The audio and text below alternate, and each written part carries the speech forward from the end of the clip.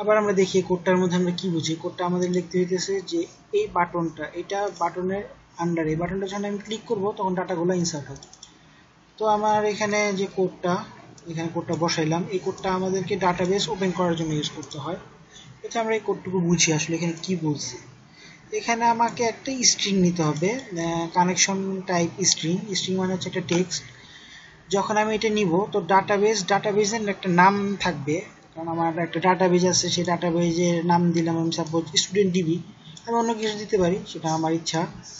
এখন ডাটাবেজটা এখানে বলে দিলাম যে কোন ডাটাবেজে আমার কানেক্ট হবে। আমার কানেক্ট হবে স্টুডেন্ট ডিবিতে কানেক্ট হবে, এটা বলে দিলাম।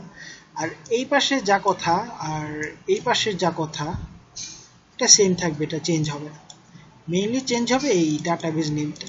তারপরে আমি এসকিউএল কানেকশনটা দিলাম। এখানে এসকিউএল কানেকশনটা এই স্ট্রিংটা এখানকে এই অবজেক্ট কনস্ট্রাক্টরের ভিতর দিয়ে পাস করলাম। এই যে জিনিসটা, এটা একটা নিউ ধরনের অবজেক্ট ক্রিয়েট করতেছে। সে অবজেক্টের নাম হচ্ছে একটা ভ্যারিয়েবল। এটা একটা ভ্যারিয়েবল টাইপ অবজেক্ট ভ্যারিয়েবল। এটা হচ্ছে কানেকশন। কানেকশন নামে আমি এখানে কানেকশন 1 দিতে পারি, 2 দিতে পারি, আমার ইচ্ছা। এটা হচ্ছে একটা ভেরিয়েবল নেম। সাপোজ আমি এখানে কানেকশন না দিয়ে ABCD দিলাম, এটা আমার কোনো সমস্যা নেই। তো যখন এটা কানেকশন ওপেন করলাম, তারপরে সেটা এখন কানেকশন ওপেন করতে হবে, কারণ একটা লিঙ্ক আছে, এটা হচ্ছে আমাদের লিঙ্কটা। এই লিঙ্কটা আমাদের ওপেন যদি না করি, বা এটা হচ্ছে অবজেক্ট লিঙ্ক, অবজেক্ট টাইপ এটা, এই অবজেক্টটা যদি আমরা ওপেন না করি তাহলে আমরা ডাটাবেজে কানেক্ট করতে পারবো। তো ডাটাবেস যখন আমরা ওপেন করে ফেললাম তখন আমাদেরকে ভ্যারিয়েবল নিতে হবে। ভ্যারিয়েবলটা নিলাম যে এইভাবে, এখানে একটা আরেকটা স্ট্রিং নিতে হবে। এইটুকু, এটা হচ্ছে একটা ভ্যারিয়েবলের নাম দিলাম যে কোনো কিছু।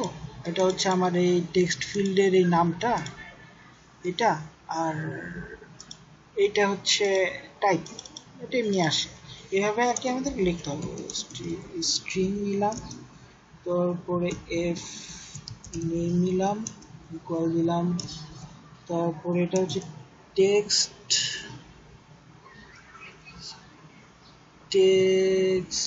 বক্স হচ্ছে এখানে TEXT text box F F F name.